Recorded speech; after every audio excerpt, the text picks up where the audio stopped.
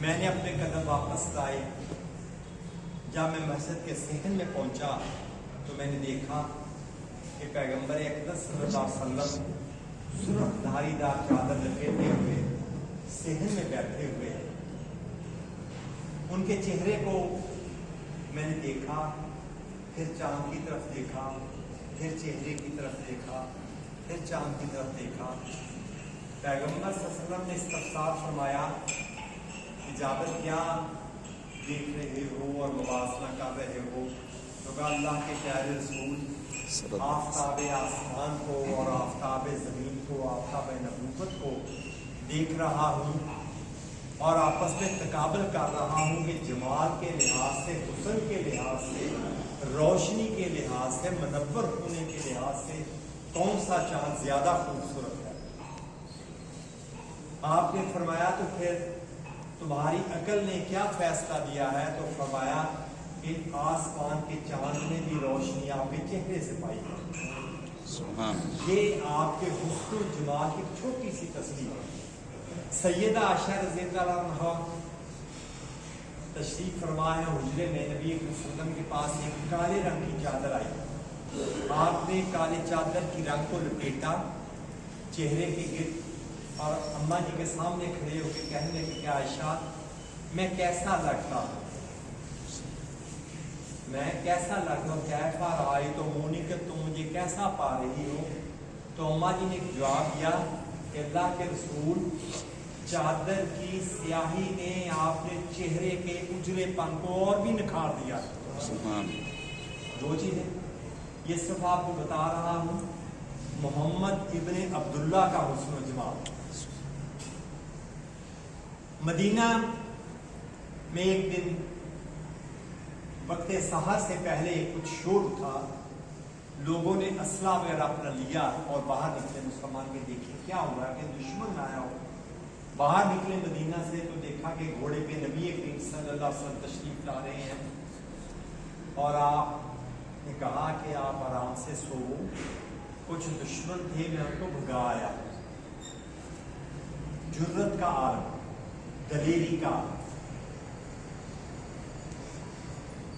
ایک چیز ہمیشہ یاد رکھیے جس کے ہم منطقی نتیجے میں پہنچیں گے، کوئی شخص انفرادی طور پر، کوئی قوم اجتماعی طور پر بزدل اس وقت بڑھتی ہے جب اس کے اندر سے غیرت اور حمیت اٹھ جاتی ہے.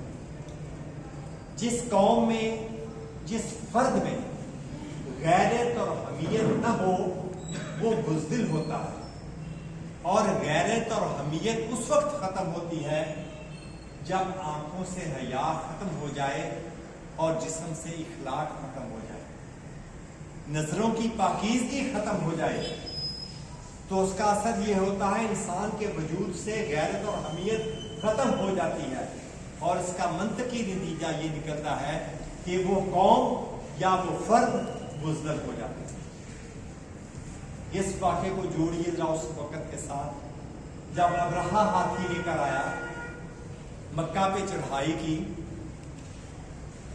ابھی نبوت کا اعلان نہیں ہوا تو لوگوں نے مکہ کو چھوڑا. سردار مکہ بھی ساتھ چلے گئے عبد المطلب،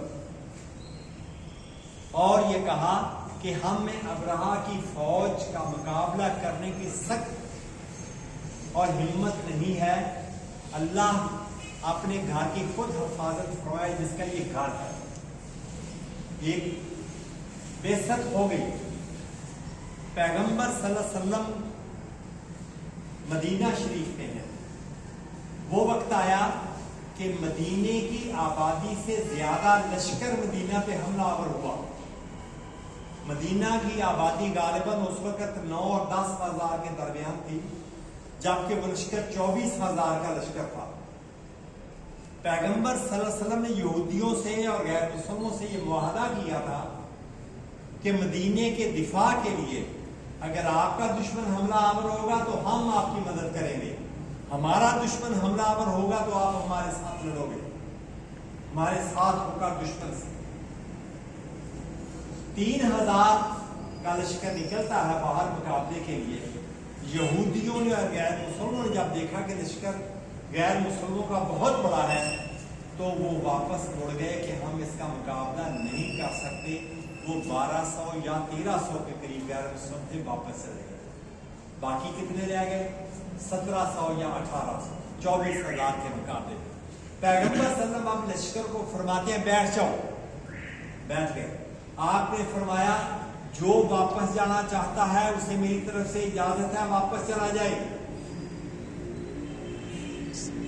एक सहाबी साद बिन अबी वक्कास और पूछा अल्लाह के प्यारे रसूल, अगर हम वापस चले जाएं तो आपका अमल और आपका रद्द अमल क्या होगा? आपने फरमाया मैं खुदा का सच्चा पैगंबर हूं, मैं अकेला दुश्मनों से किताल करूंगा और उस वक्त तक किताल करूंगा जब तक अल्लाह का नाम गालिब ना आ जाए या मेरी जान न चली जाए।